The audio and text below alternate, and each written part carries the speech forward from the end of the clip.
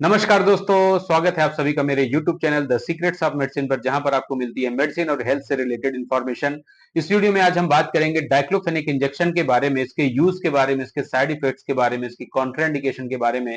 साथ ही हम इसके रिलेटेड कौन कौन से ब्रांड हैं उसके बारे में जानकारी करेंगे। सबसे खास बात यह है कि डाइक्लोफेनेक इंजेक्शन का उपयोग किस कंडीशन में करना चाहिए। जैसा कि हम जानते हैं कि ये दर्द और सूजन को कम करने वाली दवाइयां हैं, लेकिन इसका उपयोग किन किन जगहों पर और कर सकते हैं, साथ ही यह किन लोगों के लिए घातक हो सकती है, यानी कि किन परिस्थितियों में इस इंजेक्शन को लगाना जानलेवा साबित हो सकता है। इसलिए वीडियो को लास्ट तक जरूर देखें। और अगर आप पहली बार मेरे चैनल पर विजिट कर रहे हैं या अभी तक मेरे चैनल को सब्सक्राइब नहीं किए हैं, तो रिक्वेस्ट करूंगा कि चैनल को सब्सक्राइब कर लें और साथ ही बेल आइकन दबा दें।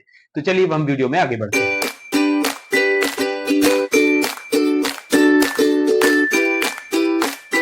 तो डाइक्लोफेनेक इंजेक्शन ऐसा इंजेक्शन है जो हॉस्पिटल्स के लिए एक संजीवनी की तरह काम करता है, यानी कि कोई भी क्लिनिक हो या हॉस्पिटल हो या नर्सिंग स्टाफ हो, हर जगह इसका उपयोग बहुत ही फ्रिक्वेंटली किया जाता है।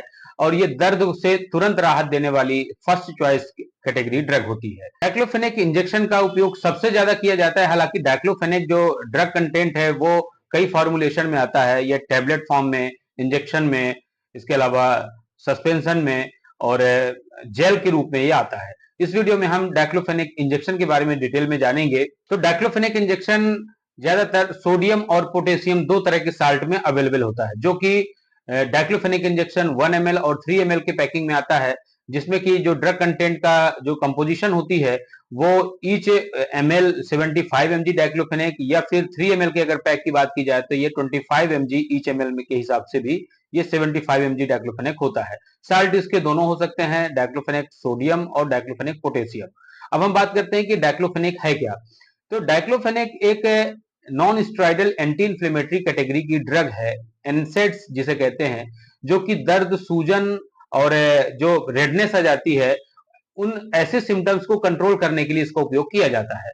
अब दर्द बहुत सारी कंडीशंस के कारण हो सकते हैं, जैसे rheumatoid arthritis, osteo arthritis, ankylosing spondylitis, या फिर फ्रैक्चर हो गया अगर किसी को। इसके अलावा बॉडी एक है, फीवर है, साथ में हल्का फुल्का दर्द सूजन के चलते जो कि फीवर होता है। तो हालांकि ये जो ड्रग होती है ये एक तरह से एनाल्जेसिक है और माइल्ड एंटीपायरेटिक होती है, इस कारण ये दर्द और सूजन के चलते कई बार फीवर आ जाता है तो उसको भी कवर करती है।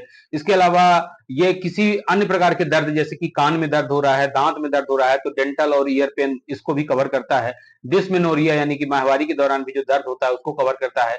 किडनी में स्टोन की वजह से बहुत सीवियर पेन होता है, उस कंडीशन में भी इसका उपयोग किया जाता है। लो बैक पेन जैसे कि सियाटिका है या माइग्रेन है, तो ये इस प्रकार के जितने भर दर्द होते हैं ये उन दर्द को ये तुरंत कंट्रोल करता है।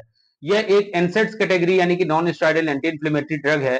मतलब इसके काम करने का जो मैकेनिज्म ऑफ एक्शन है, ये कॉक्स 1 और कॉक्स 2 को, दोनों को, ये एंजाइम्स को इनहिबिट करता है, जो कि प्रोस्टाग्लैंडिन के सिंथेसिस के लिए रिस्पॉन्सिबल होते हैं। और प्रोस्टाग्लैंडिन एक तरह का मार्कर होता है, जो जहां पर आपका स्वेलिंग, पेन, रेडनेस होता है, वहां पर प्रोस्टाग्लैंडिन का एक तरह का मार्कर होता है, जो कि एक डिफेंस मैकेनिज्म में आती है। और ये इसके बढ़ने की वजह से ही हमें दर्द, सूजन और रेडनेस का अनुभव होता है। तो ये इसको इनहिबिट कर देती है, जिसके कारण हमें सिम्टोमेटिक रिलीफ मिल जाता है। मतलब उस दर्द के जो कारण है, खाली सिम्टम्स, उस कारण जो हो रहा है उस सिम्टम्स को ये सप्रेस करता है, यानी कि दर्द को दबा देता है। तो हम बात करते हैं डाइक्लोफेनेक के जो मोस्ट पॉपुलर ब्रांड है, तो जैसे कि डायनापर, जो कि ट्राइका का मोस्ट पॉपुलर ब्रांड है। इसके अलावा भी हैं जैसे कि वोवेरॉन है, डोलोकाइंड है, टोपेक है, फिर डाइक्लोजेसिक है, डाइक्लोटाल है, डोलोबैन है, विवोजेसिक है, या इसके अलावा और भी दूसरे डाइक्लोफेनेक के ब्रांड हो सकते हैं। इन सब में जो फॉर्मुलेशन आती है वो पर ml 75 mg डाइक्लोफेनेक या पर ml 25 mg के हिसाब से 3 ml के पैक में 75 mg आता है। अब इसके अगर डोज की बात करें तो इट्स डिपेंड ऑन सिचुएशन। अगर जिस प्रकार का दर्द है उस हिसाब से इसको दिया जाता है एसओएस। नॉर्मली हल्का फुल्का पेन होने पर कई बार ये एक इंजेक्शन 75 mg जो 1 ml आता है वही सफिशियंट होता है। और अगर दर्द से कंट्रोल हो गया है तो उसको दूसरा रिपीट करने की जरूरत नहीं होती है। अगर क्रॉनिक पेन है, कई दिनों तक दर्द हो रहा है, तो इस इंजेक्शन को दिन में 2 बार या कई बार 3 बार तक इसको लगाया जा सकता है। अब हम बात करते हैं कि डाइक्लोफेनेक इंजेक्शन को लगाने के बाद क्या क्या साइड इफेक्ट्स हो सकते हैं। तो जैसा कि इंजेक्शन है, कि इंजेक्शन लगाने पर सबसे पहला जो उसका सिम्टम्स होता है कि जहां पर आप लगाएंगे वहां पर दर्द हो सकता है, स्वेलिंग हो सकती है, जलन हो सकती है। तो ये इसके साइड इफेक्ट्स है जो कि हो सकता है किसी किसी को हो, किसी किसी को नहीं हो। इसके अलावा जो इसके कॉमन साइड इफेक्ट्स हैं जो कि रेयर देखे जाते हैं, नोजिया है, वॉमिटिंग है, डिजीनेस है, इसके अलावा कॉन्स्टिपेशन, डायरिया। अब हम जानते हैं कि डाइक्लोफेनेक इंजेक्शन के कॉन्ट्राइंडिकेशन, यानी कि किन लोगों को ये इंजेक्शन नहीं लेना चाहिए। तो जिन लोगों को एनसेड्स कैटेगरी की ड्रग से किसी भी प्रकार की एलर्जी हुई है पास्ट में, उन लोगों को ये इंजेक्शन नहीं लेना चाहिए। इसके अलावा less than 12 years of age जो बच्चे हैं उनको बगैर डॉक्टर के कंसल्ट किए नहीं यूज करना चाहिए। पीडियाट्रिक डोज बहुत ही रेयर केस में डॉक्टर के सलाह के साथ ही इसमें दिया जाता है, इसलिए बच्चों में यह लगाना सुरक्षित नहीं माना जाता है। दूसरा, यह इंजेक्शन को घर पर अपनी तरफ से यूज ना करें, डॉक्टर के साथ या नर्सिंग स्टाफ की मॉनिटरिंग में इस इंजेक्शन को लगवाएं। प्रेगनेंसी या जब प्रेगनेंसी प्लानिंग चल रही है उस कंडीशन में इस इंजेक्शन का उपयोग बिल्कुल भी ना करें, ये आपके जो फीटस है उसको ये डैमेज कर सकता है। इसके अलावा ऐसे लोग जिनको क्रॉनिक लीवर की डिसीज है, किडनी की डिसीज है, या फिर जीआई रिलेटेड डिसऑर्डर्स हैं जैसे कि पेप्टिक अल्सर या जीआई ब्लीडिंग जैसे बीमारियां हैं, उस कंडीशन में इस इंजेक्शन का उपयोग नहीं करें।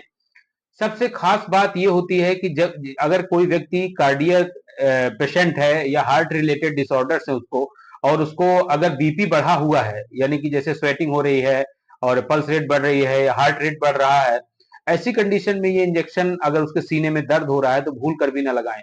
हो सकता है कि इस इंजेक्शन को लगाने के बाद उस पेशेंट का हार्ट रेट इतना बढ़ जाए कि उसको हार्ट अटैक या स्ट्रोक जैसी कंडीशन भी आ सकती है, जिससे व्यक्ति की मौत हो सकती है।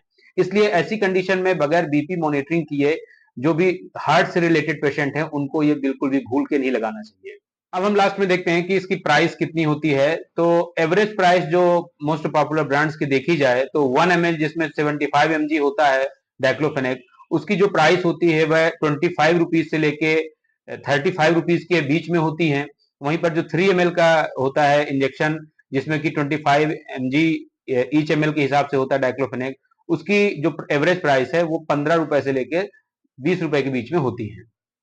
तो ये थी सारी जानकारी डाइक्लोफेनेक इंजेक्शन के बारे में। मुझे उम्मीद है कि ये वीडियो आपको पसंद आएगा, और ऐसे ही मेडिसिन और हेल्थ से जुड़ी जानकारियों के लिए आप हमारे चैनल को सब्सक्राइब करें और साथ ही बेल आइकॉन दबा दें।